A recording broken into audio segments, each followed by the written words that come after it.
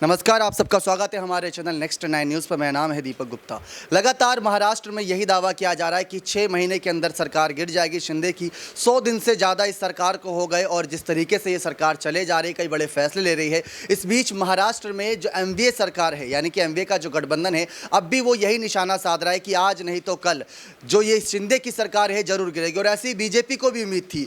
BJP भी लगातार यही कह रही थी कि महाविकास अघाड़ी सरकार जल्द से जल्द गिर जाएगी। संजय राउत कल ही यानी कि मंगलवार के दिन अपना जन्मदिन मना ही रहे थे। इस बीच उन्होंने एक बार फिर से तीखा बयान दे दिया। उन्होंने कहा कि अगली बार यानी कि जब सीएम बनेगा महाराष्ट्र में, तो ये बात तो तय है, बीजेपी और शिंदे के गठबंधन से नहीं बल्कि एमवीए सरकार से यानी महाविकास अघाड़ी सरकार से ही अगला सीएम होगा। वो कौन होगा वो बात की बात है। चाहे यहाँ पर बात करें अजीत पवार हो या फिर उद्धव ठाकरे हो या फिर आदित्य हो या खुद संजय राउत के तौर पर ऐलान ना हो, तो यहाँ पर तमाम चर्चा इसी बात को लेकर हो रही है। इसी बीच हमारे साथ कशिश मौजूद है, उनसे जानने की कोशिश करते हैं। जिस तरीके से विनायक राउत ने, संजय राउत ने, तमाम नेता ने बयान दिया कि 6 महीने के अंदर ठीक सरकार गिर जाएगी और अभी देखा जाए 150 दिन से ज़्यादा हो चुके हैं सरकार को चलते हुए, फैसले बहुत सही ले रही है और जनता इन्हें पसंद कर रही है। तो ऐसे में आपका क्या मानना है जो लगातार ये सरकार गिरने के दावे को लेकर जो विपक्षी खेमा है निशाना साध रहा है? देखिए, यहाँ पर संजय राउत ने साफ तौर पे कहा है कि जिन शिव सैनिकों ने यहाँ पर बगावत की है उन्हें यहाँ पर सिर्फ और सिर्फ एक लालच दिया गया है, उनका यहाँ पर माइंड वॉश किया गया है। तो यहाँ पर वो पूरी तरीके से श्योर होकर कह रहे हैं कि 2024 में एमवीए का ही सीएम बनेगा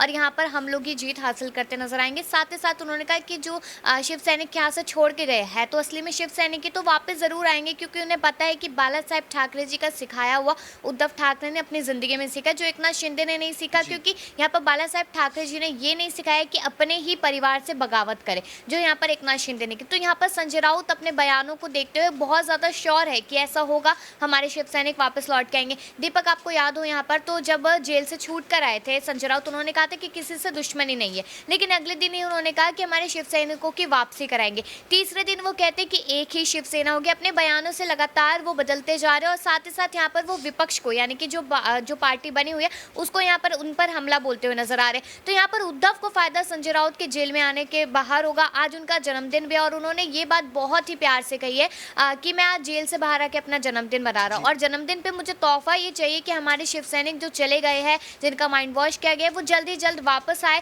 ताकि हमारे बाला साहेब ठाकरे जी की जय जयकार हो और यहाँ पर पार्टी एक बार फिर से मजबूत होती नजर आए। बहुत बहुत शुक्रिया। कहा जाता है कि जो जंगल दूर से कहीं ना कहीं हरा और भरा नजर आता है, जब उस जंगल में प्रवेश करते हैं तो पता चलता है मुसीबतें कितनी हैं।